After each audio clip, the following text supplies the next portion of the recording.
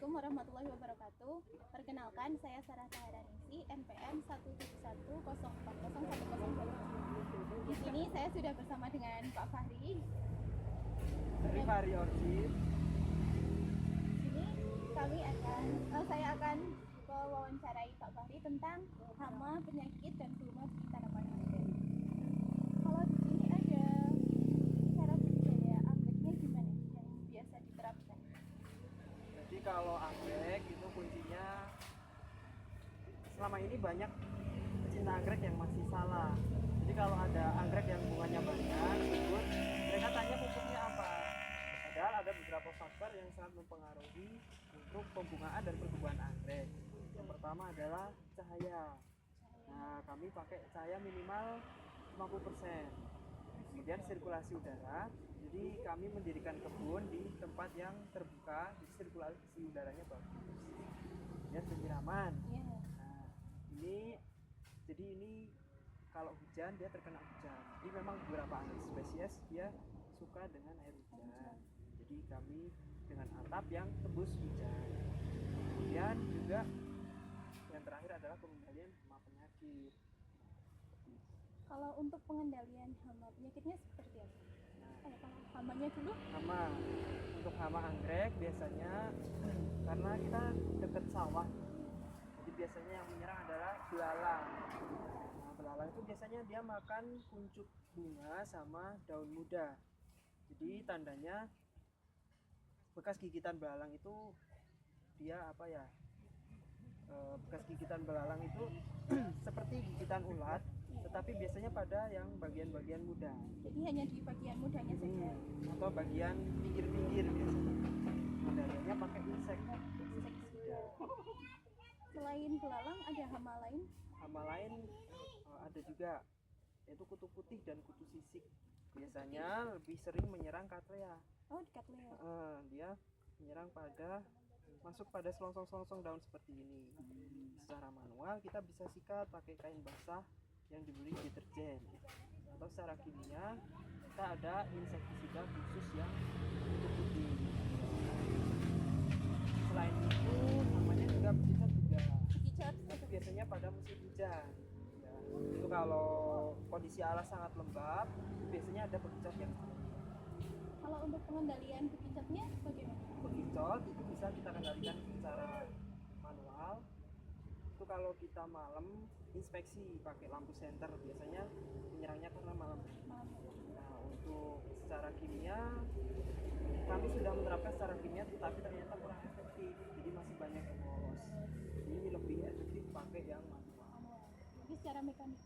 Ya, mekanik. Betul. Terus kalau untuk gulmanya di tanaman anggrek sendiri ada? Ya, jadi kalau gulma untuk tanaman anggrek sebenarnya nggak terlalu banyak ya, karena kami kan kebanyakan menggunakan media pakis dan juga arang, pokoknya media-media epifit. Biasanya gulmanya gulma tanaman epifit, contohnya seperti paku-pakuan, kemudian tanaman-tanaman kecil aja yang mudah tumbuh di media epifit, dan itu biasanya kita kendalikan manual aja, kita cabut. Iya. Kalau penyakit dari tanaman, penyakit anggrek itu ada karena bakteri dan jamur. Dan kalau bakteri ini contohnya ini. Bakteri itu kalau kita pegang gini dia lembek, lunak, itu berarti busuknya karena bakteri. Ya. Itu penyebabnya bisa karena pas kita ini kan harus dipotong. Kita pas potongnya pisaunya kurang steril, itu bisa jadi sebabnya. Atau juga karena overwatering atau penyiraman yang terlalu banyak bisa juga. Kalau hujannya terlalu lebat gitu juga bisa menyebabkan. Ya betul, jadi kita harus cegah pakai bakterisida minimal musim hujan, minimal seminggu satu kali. Kalau untuk yang macam penyakit jamur itu biasanya bercak di daun, jadi daunnya ada kering-keringnya gini, itu karena jamur. Kalau yang ini juga penyakit. Nah, ini termasuk hama, ini terkena tungau. Tungau itu tandanya kalau kita lihat daunnya agak kuning, terus kita lihat bawahnya dia ada seperti karat-karat berwarna perak seperti ini, itu tertentu. Kalau untuk pengendalian Pakai akarisida. akarisida. Ada lagi kalau penyakit Jadi ada hama lagi yang namanya kutu gajah. kutu gajah Kutu gajah itu biasanya menyerang anggrek yang spesies. spesies. Heeh. Dia juga suka anggrek bulan, tetapi dia nggak menyerang Cattleya dan Oncidium. Jadi hanya di anggrek-anggrek tertentu. Anggrek tertentu yang paling senang dia yang spesies. Dia memakan titik tumbuh pada anggrek. Jadi kalau anggrek yang terserang kutu gajah, biasanya dia terus berhenti tumbuh karena titik tumbuhnya dimakan oleh larvanya, karena larvanya di dalam batang anggrek. Jadi larvanya ada di dalamnya.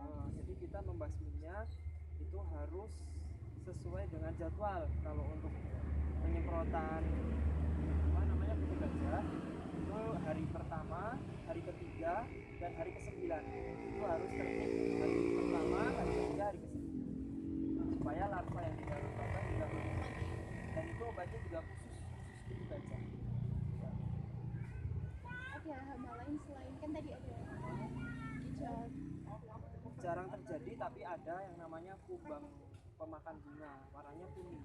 Kumbang pemakan bunga. Ya, kita bisa pakai pengendali belalang tadi juga bisa. Jadi sama sekalian ya, belalang sama Iya, pengepul.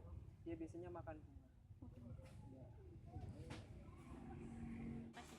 Tuh. Jadi terima kasih udah menjawab beberapa pertanyaan dari saya untuk wawancara. Sekian video yang mengenai wawancara